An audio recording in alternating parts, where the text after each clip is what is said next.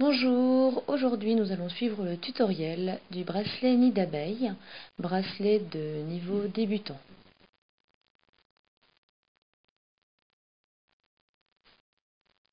Ce bracelet va vous permettre de vous familiariser avec votre métier à tisser, de manière à évoluer ensuite sur des bracelets de niveau intermédiaire.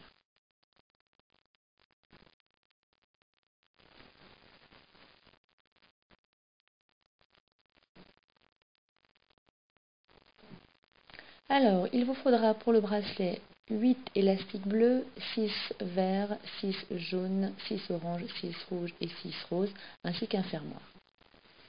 Bien entendu, votre métier à tisser.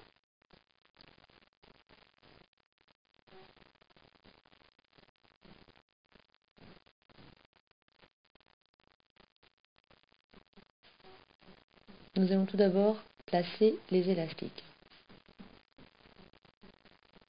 Assurez-vous que votre flèche rouge est bien en bas, qu'elle pointe vers le haut. Et nous allons former le schéma qui se trouve en haut à gauche. Vous voyez, cela représente un format d'hexagone et nous commencerons par le support central. Voilà, donc nous plaçons l'élastique 1A comme sur le modèle, puis 2B, voilà, pour suivre avec le 3C, donc le jaune, voilà. Et nous répétons la même chose sur la partie droite, de manière à faire une symétrie. Donc le 4F, voilà, le rose, puis le 5E, et enfin le 6D. Voilà, donc vous obtenez votre figure hexagonale. Et nous allons répéter cette figure sur toute la longueur du métier à tisser. Nous repartirons à nouveau du support central, ici, et on recommence en positionnant l'élastique bleu, l'élastique 1A.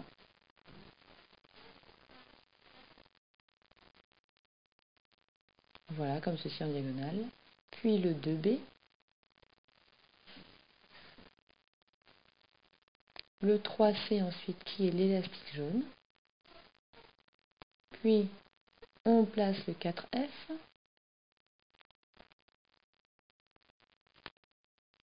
Le 5E et enfin le 6D. Donc vous respectez toujours cette symétrie. On positionne les élastiques tout d'abord vers la gauche, puis les trois autres vers la droite.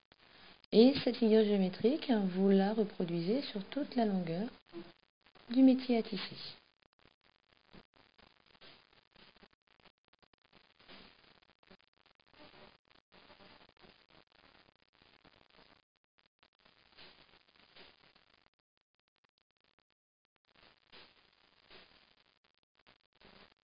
Voilà, c'est très répétitif. Voilà. Et donc vous terminez avec votre dernier élastique en diagonale sur le support de la rangée centrale. Donc vous avez positionné tous vos élastiques. On va finir avec un élastique capuchon que l'on étire, que l'on retourne pour faire une figure de 8 et qui se replie sur lui-même et que l'on positionne sur le support central de manière à pouvoir manipuler ensuite les élastiques. Voilà, comme ceci. Manipulons les élastiques maintenant. Vous allez donc retourner votre métier à tisser de manière à ce que la flèche rouge soit en haut pointant vers le bas.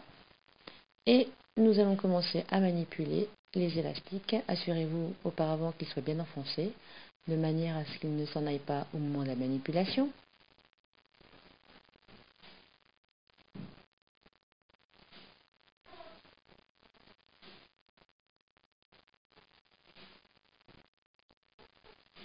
Et donc le nouveau schéma nous montre de quelle manière les manipuler. Donc partons toujours du support central et allons attraper l'élastique 1D, comme ceci. Bloquez avec le pouce l'élastique capuchon si vous avez peur qu'il s'en aille. Voilà, vous saisissez l'élastique et vous l'enroulez sur son autre extrémité. Voilà, comme ceci. Faites bien le tour du support avec le crochet. L'élastique s'enroulera très facilement autour de son support. Après le 1D, donc, nous continuons avec le 2E. Comme ceci. On écarte bien l'élastique pour attraper l'élastique E. Donc là, c'est le rouge. Voilà. Et maintenant, on finit avec l'élastique en diagonale. Voilà, de la gauche vers le centre. Voilà.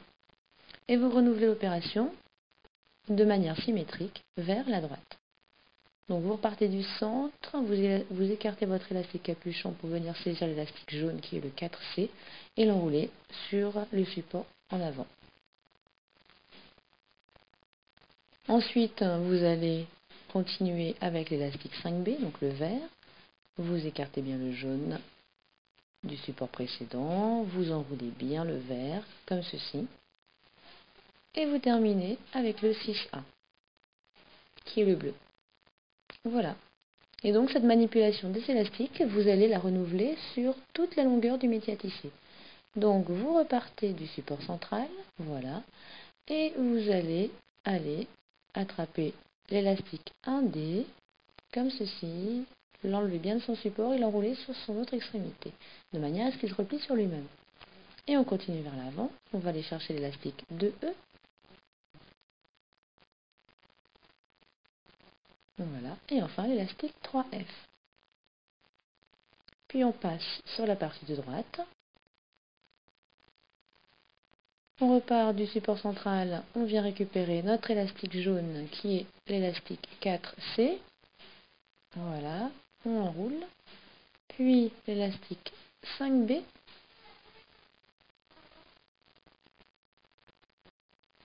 Et enfin l'élastique 6A qui est l'élastique bleu. Voilà, donc vous avez bien suivi pas à pas la manipulation sur deux figures. Donc il suffit de renouveler la même chose sur les autres modèles.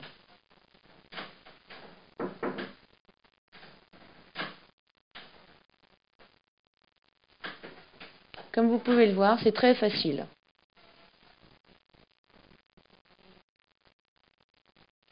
Voilà. Maintenant, vous avez enroulé votre dernier élastique sur le support central, comme ceci. Il s'agit de finir le bracelet. Donc sur le support central, rapprochez bien tous les élastiques, voilà, comme ceci, puisque nous allons glisser notre crochet dans le creux du support. Voilà. Nous allons y accrocher un élastique bleu, remonter le crochet et venir accrocher l'autre extrémité de l'élastique sur le crochet, comme ceci, voilà. On sécurise bien en remontant l'élastique haut sur le crochet et maintenant vous pouvez enlever les élastiques de leur support. Voilà.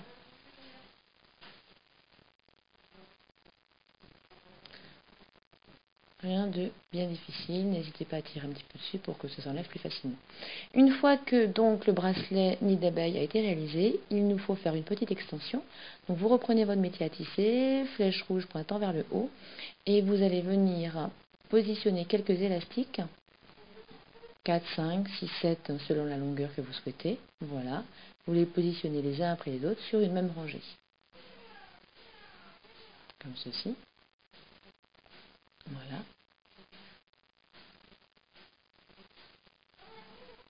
Vous retournez le métier à tisser.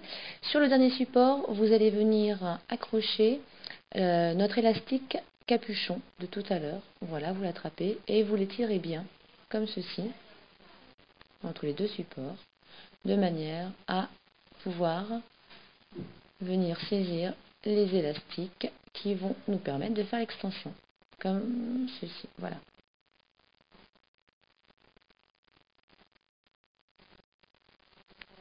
Arrivé au dernier élastique, on les tire sur le support central, voilà, de manière à avoir un élastique bien étiré qui va nous permettre de venir y insérer le fermoir.